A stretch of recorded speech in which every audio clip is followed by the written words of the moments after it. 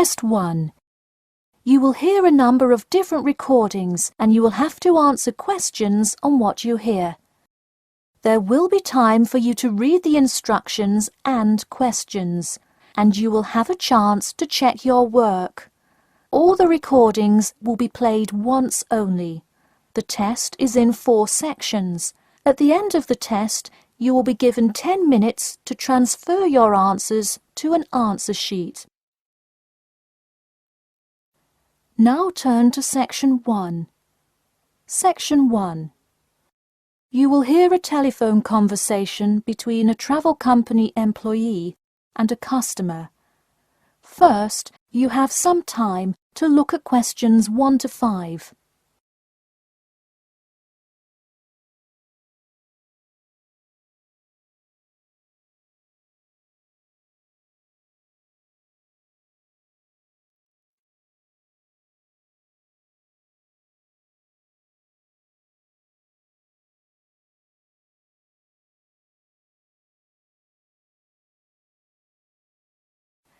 You will see that there is an example which has been done for you. On this occasion only, the conversation relating to this will be played first. Hello? Hi, good morning. This is Talia from Parrot Bay Travel Agency. Is Robert Goddard there? Yes, speaking. The man says that he is Robert Goddard, so Robert Goddard has been written in the space. Now we shall begin. You should answer the questions as you listen, because you will not hear the recording a second time.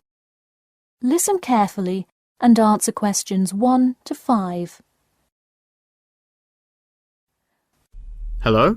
Hi, good morning. This is Talia from Parrot Bay Travel Agency. Is Robert Goddard there? Yes, speaking. I'm so sorry that I made such an early phone call, and I'm calling to ask a few questions about your most recent vacation. Could I have 5 minutes of your time? Sure thing. Great, thanks. Now, I see here that you visited Melbourne. Was this your first visit to Melbourne? No, I have actually been there twice before. I see. Now, what would you say was your favourite part about Melbourne? Well, I did like seeing the exotic wildlife, and there are great sights to see, but I have to say I was most impressed by the amazing weather. Yeah, the weather there is amazing. Which of the sites listed as part of our official tour did you see? And of those, which was your favourite? First I saw the theatre, which was beautifully designed. It was not nearly as cool as the town hall, though. The building is a huge part of Melbourne's history, definitely my favourite. I saw the aquarium too, but wasn't too impressed. I see. Yes, people often have great reviews of Town Hall. Now, I would like to ask you about your dining experience. Did you enjoy the food there? Absolutely, I loved it. I'm glad to hear it. Could you tell me a little bit about what you most enjoyed about the food? Being such an international city, I loved the variety. I could find any type of food I wanted, whether I wanted seafood, burgers, or anything else. You name it, and they had it. Did you drive to Melbourne? No, I flew. I thought about going by train, but in the interest of time, I decided to go by plane. Right, I see. Before you hear the rest of the conversation, you have some time to look at questions 6 to 10.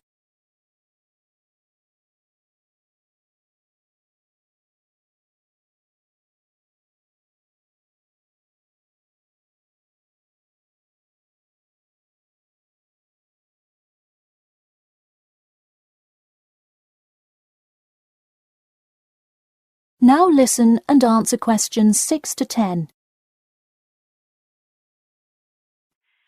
would you mind telling me whether you are under 20, between the ages of 20 and 40, or older than 40? It would be nice if I was still under 20. My vacation probably would have been quite different. Actually, though, I just turned 41 last week. Oh, happy birthday. So, did you treat yourself and fly first class? No way. I would love to have a budget that high. I'm more in the mid-range income level. I wasn't always, though. I spent much of my life in a low-income household. I see. That answers my next question then of income level. And what was the purpose of this visit? I had to go there on business a lot before and decided I would go there for tourism this time. I see. And what is your occupation? I am mainly a computer programmer. I also write for a travel magazine on the side, which is why I visited Melbourne before, but it's not my main source of income. I see. Wow, it sounds like you work a lot. Yes, I am very busy, which is exactly why I took a nice week-long vacation to Melbourne. I completely agree. Would you care to comment on your accommodation? My hotel was a good value. Staying in the city can get really expensive, so it was nice to find such a good price for the location and quality. I'm glad I didn't end up in some cheap motel in the middle of nowhere. I'm glad you didn't either. Well, thank you for taking part in our survey, and I'm glad you enjoyed your vacation. No problem. Take care. That is the end of section 1. You now have half a minute to check your answers.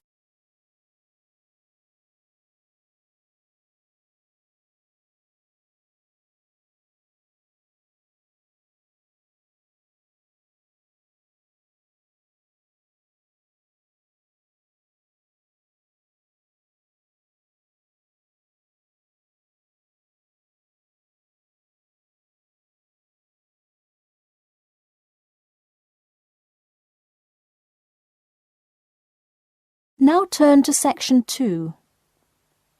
Section 2. You will hear a talk about the main points of interest and the improvements made in the area. First, you have some time to look at questions 11 to 15.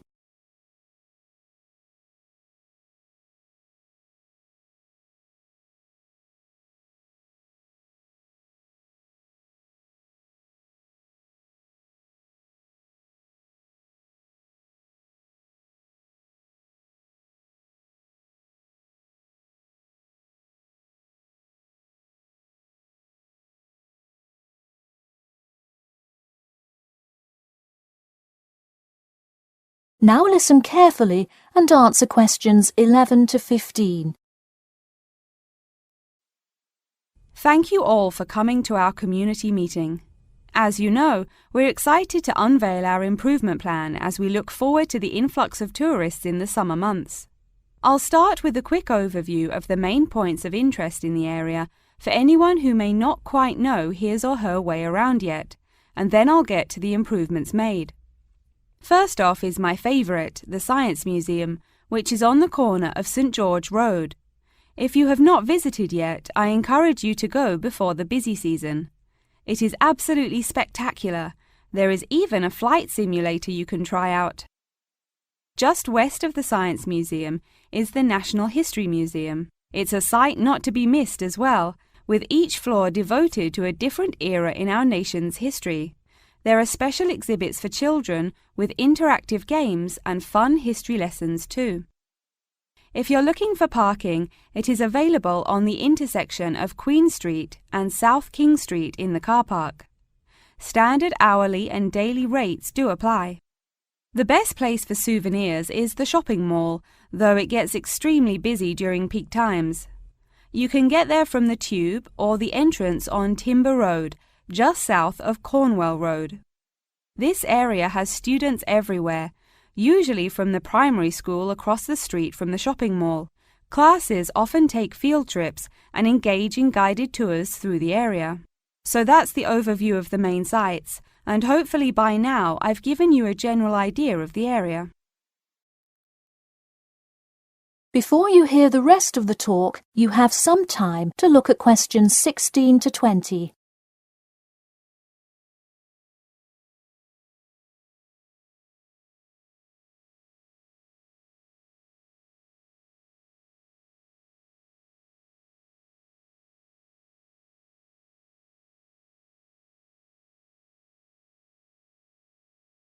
Now listen and answer questions 16 to 20. Now I'm going to outline the improvements we have made in our efforts to make the experience even better for each and every one of our visitors. You probably noticed when you first drove into the car park this morning that there is now additional signage to help avoid confusion. The directions were not entirely clear at first, so we have increased the number of one-way signs indicating the correct direction of traffic flow. Not far from there, in line with our mission of giving back to the community, we constructed a brand new playground for the primary school. It is really something to be excited for. The equipment is state-of-the-art and includes swings, a small climbing wall, and even an obstacle course. Now we'll head north and take a look at the Science Museum. In response to our feedback from past visitors to the museum, there is now free information available outlining not only upcoming IMAX showings, but also natural wonders like meteor showers, eclipses, and other cool natural events. The Science Museum isn't the only museum improving the experience of its visitors. The National History Museum has added an entire new wing to its facility to accommodate the large crowds of people gathering to see the Civil War exhibit, Inventions Timeline exhibit, and other wonderful sections of the museum. The increase in space will definitely give a more calm, comfortable experience for visitors. And finally, remember when there was actually a line at the mall entrance from the tube station? It was terrible trying to get anywhere from the tube because foot traffic got so backed up sometimes. We have addressed that by adding another entry point into the mall from the other end of the platform to disperse the crowd. So those are the major improvements we have made. Clearly, having too many people that want to visit and enjoy what our community has to offer the public is a good problem to have, and I am confident that we have made the changes necessary to accommodate the growing interest in the area. As always, we welcome any questions, comments, or concerns about the new improvement plan.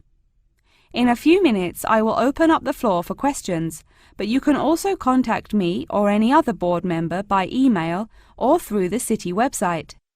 Thank you for coming, and I now encourage you to stay for the questions and answers panel occurring between now and 10:30. That is the end of section 2. You now have half a minute to check your answers.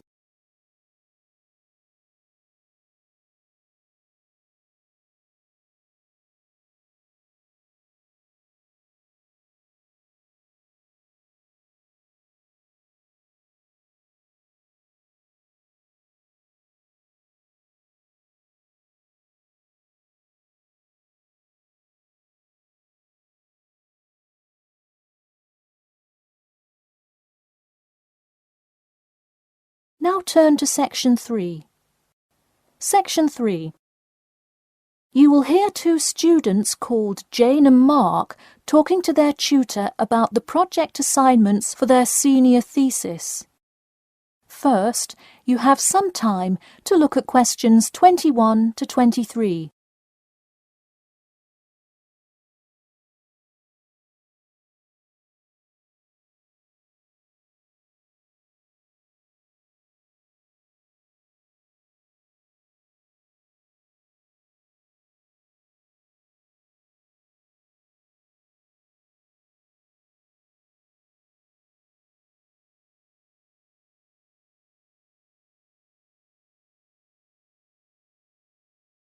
Now listen carefully and answer questions 21 to 23.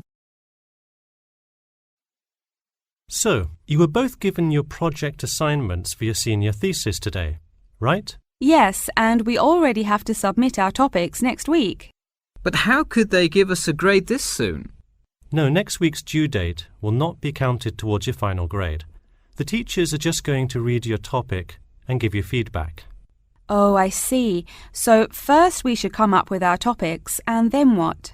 Well, once you know what you want to study, you need to think about how you'll study it. You need to decide on your research methods. The methods will be the main part of your paper. What about the results section? Well, I can give you feedback on that, but you will be the one carrying out an experiment, and thus will have to produce the results on your own. What I would like to do today is practice writing research papers before you even begin your report. I'll give you samples of old data from past experience, and you can practice writing results and drawing conclusions. I think that would be really helpful. Yeah, it sounds like a lot of extra work, but I'm sure it would make our actual project easier. You're exactly right. So let's get started. First, let's try this simple experiment on fruit flies. Read the information and then take 25 minutes to summarize a results and conclusion section. That's really important. Pay attention to the time limit. OK, does it still have to be 6,000 words? No, don't worry about that. What if we get off topic? I wouldn't worry too much. You'll have so much information to write about that it should be easy to stay on topic. Before you hear the rest of the talk, you have some time to look at questions 24 to 30.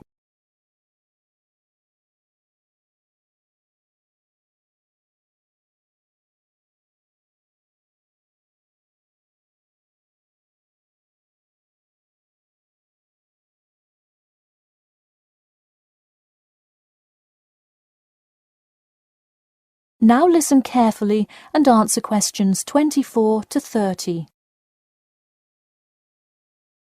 But what about other sources? Well, for this assignment, you can use the one from your textbook.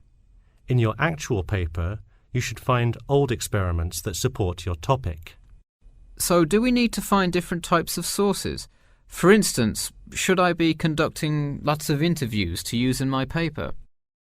No, there's no need to conduct lots of interviews or anything like that. OK, I'm ready to get started. I'm still a little confused, though, on how we should format our paper. Don't worry about it for now, but on your final paper, make sure to pay attention to the format. It should follow the guidelines exactly. Oh man, I'm starting to understand why they give us all semester to do this. Are there any other small details like that we should know about? Not a whole lot. Make sure you provide 2 copies. One for your teacher, of course, but one for yourself as well. And of course, you know the due date, right?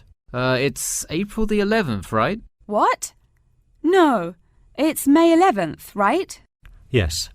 The due date is May 11. Write it down. Oh, wow. Yeah, I need to note it. Also, I'm having trouble finding information on my topic. What if I can't find enough good sources? It's all right to change your topic. Just make sure to do it before the beginning of April. Oh, really? Wow, I'm definitely going to change it then.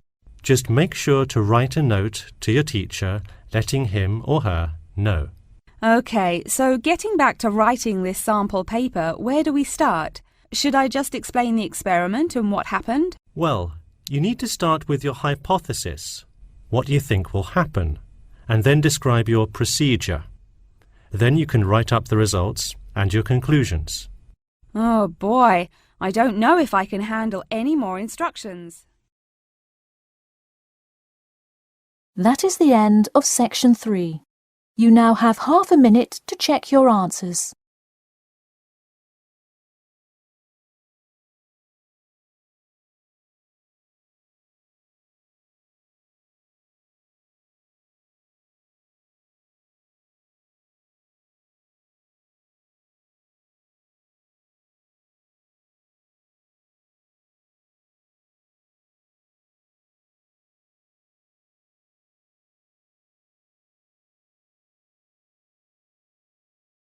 Now turn to section 4. Section 4. You will hear part of a lecture about factors you should consider when creating advertising materials and the effects they can have on your product sales. First, you have some time to look at questions 31 to 40.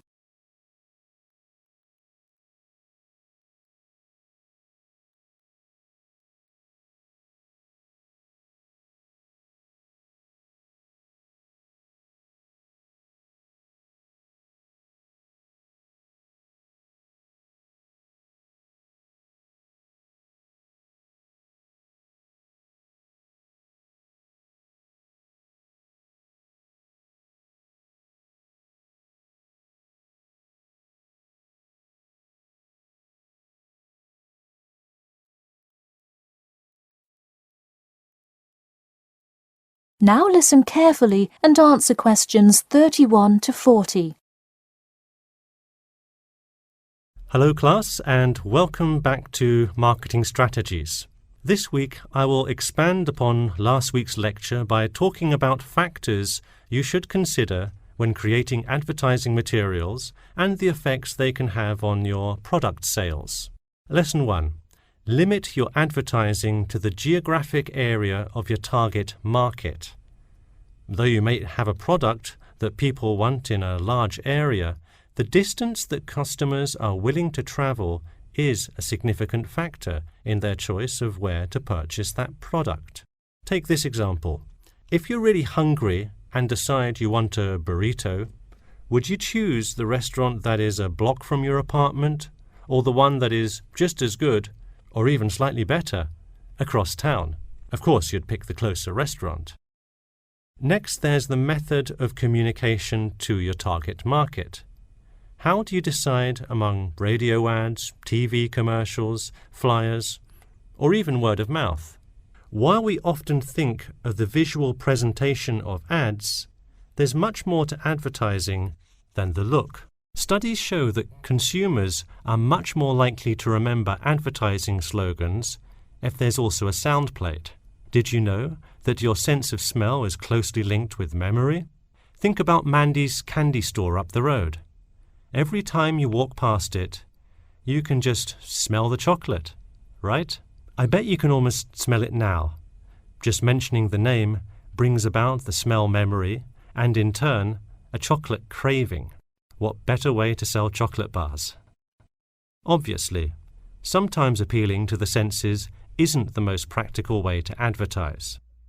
For example, it's a good idea to come up with a marketing strategy that adapts to the product, especially digital products. The flexibility of this kind of products is extremely important, so it's very common for advertisers to form one single layout for all of their ads, the visual, the medium, even the majority of the content, and simply update the ad each time they come out with a new version.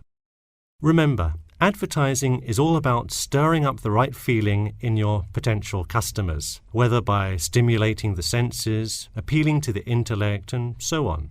Once the customer experiences the ad, the important thing is his or her reaction.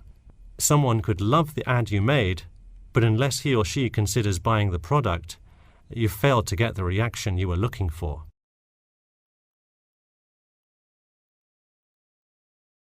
So once you have successfully reached your target customer, and you have his or her business, often you'll want to expand to a larger market. More often than not, the same marketing strategies you used in your small campaign may not work for a larger audience. The larger you scale your product, the more factors you must consider. For instance, Apple operates worldwide, so they must tailor their advertising for each market they enter. Often you'll see Apple ads on international flights that appear not only in English, which is the lingua franca of most regions, but also in the native languages of the majority of passengers. I travelled to Russia last week, and it was really interesting to see the same Nike ad that I've seen 100 times, except this time it was in Russian. Okay, going back to the medium of the advertisement, even after choosing to create print ads instead of radio announcements, television commercials, etc., there is more to consider. If you print your ad in a newspaper, it will be read by a far different audience than if you print your ad in a popular magazine. Would you put an ad for the new Justin Bieber album in a newspaper? Probably not, because that product is most suitable for youths. Let's face it, do you know anyone under the age of 25 that buys a newspaper? No. Now let's try a few strategy exercises. Imagine you're a company that is aiming to improve the environment by making products that reduce human waste. How would you advertise your product? Clearly it would send the wrong message if you put up flyers or other materials that cause lots of waste paper. Consider instead putting commercials on the Health Channel or buying ad space on websites like UNESCO. Or here's another example. What is one great place to advertise suntan lotion? How about a swimming pool? It has the exact group of people that need the product. All right, one last thing. Let's say you're filming a commercial for a water filter pitcher. What would be good scenery to use for the background? Think about somewhere calm and relaxing with clean, fresh water. Can't you see how much more effective a commercial with the beautiful scenery and flowing rivers of a national park would be than, say, water dripping from a tap? So to wrap things up today, think about the geography of your target market, the type of marketing material you should use, and the most effective way to appeal to the customer in order to make a successful ad campaign. That is all I have for you today. Make sure to read through Chapter 8 for Monday if you have not done so already. Okay, now I'd be happy to answer any questions you may have. That is the end of Section 4. You now have half a minute to check your answers.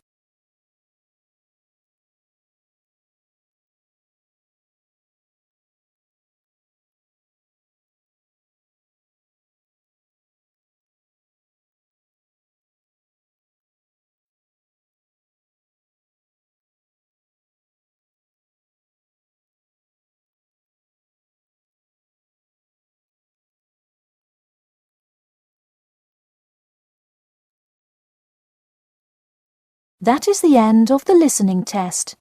In the IELTS test, you will now have 10 minutes to transfer your answers to an answer sheet. Check your answers here. If you want to download free PDF files for questions and scripts or explanations, please visit my Google Drive as you can see in the description of this video. Don't forget to like us and subscribe. Thank you.